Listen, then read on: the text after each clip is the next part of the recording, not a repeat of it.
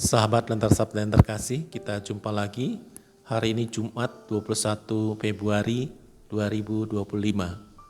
Renungan kita ambil dari Injil Markus bab 8 ayat 34, dilanjutkan bab 9 ayat 1. Hidup dalam pengorbanan. Sahabat Lentar Sabda yang terkasih, kita mengalami perubahan-perubahan zaman yang terus-menerus, yang cepat sekali.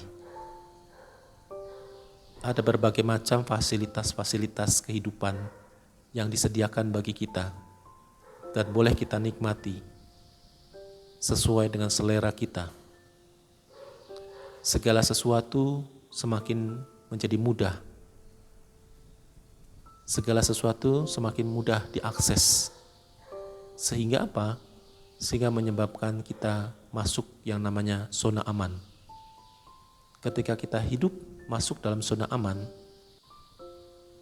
kita terus bergumul dan terus mencari zona aman itu, rasa aman, rasa nyaman yang terus menerus, lagi dan lagi, terus menerus, semakin aman, semakin nyaman dan seterusnya.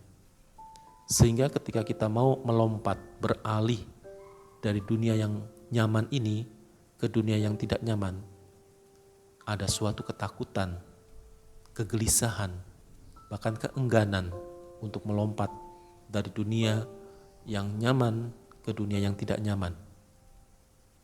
Sahabat Lentar Sabda yang terkasih, maka dalam hidup beriman kita,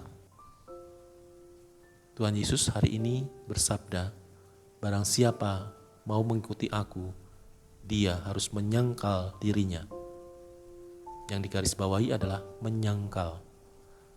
Menyangkal dirinya apa? Meninggalkan zona aman kita. Melompat tadi, masuk dalam dunia yang nyata. Menghadapi berbagai macam hal, menanggapi kepekaan, kepedulian, solidaritas. Itu tidak nyaman. Tetapi kita harus masuk ke sananya.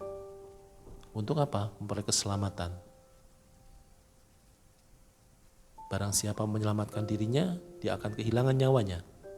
Tetapi barang siapa kehilangan nyawanya, akan mendapatkannya. Itulah janji Tuhan. Oleh karena itu, sahabat Lentar Sabda yang terkasih, maka bagi kita adalah bagaimana sekarang tinggal istilah saya ini, kita tinggal melompat dari dunia yang nyaman ini ke dunia yang nyaman. Sebagai kenyataan ya, yang kita hadapi dalam hidup kita sehari-hari. Contoh misalnya, kalau yang tadinya kita kurang peduli terhadap kehidupan di sekitar kita, mulai dari rumah kita membiarkan sampah berserakan, anak-anak berkelahi, kakak dan adik berselisih. Sebagai orang tua membiarkan. Nah, sekarang kita mulai ambil peduli.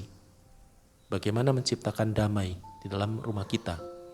Bagaimana supaya rumah kita menjadi bersih? Oleh karena itu, kita merawat rumah kita. Yang tadinya kita malas, kita cuek, sekarang kita harus lompat. Mulai berbenah diri, mulai dari hal-hal yang kelihatan. Yang tadinya jarang ke gereja, mengikuti Ekaristi, sekarang mulai memaksa diri untuk ikut Ekaristi. Yang tadinya jealous, egois, maka sekarang kita mesti membuka diri supaya kita menjadi orang yang terbuka. Ya memang seakan-akan kita kalah, tetapi kalahnya itu untuk menang. Ketika kita mengalah untuk menang. Mengalah bukan berarti kita lemah, bukan berarti kita menyerah, tetapi mengalah, menyerah demi keselamatan orang lain.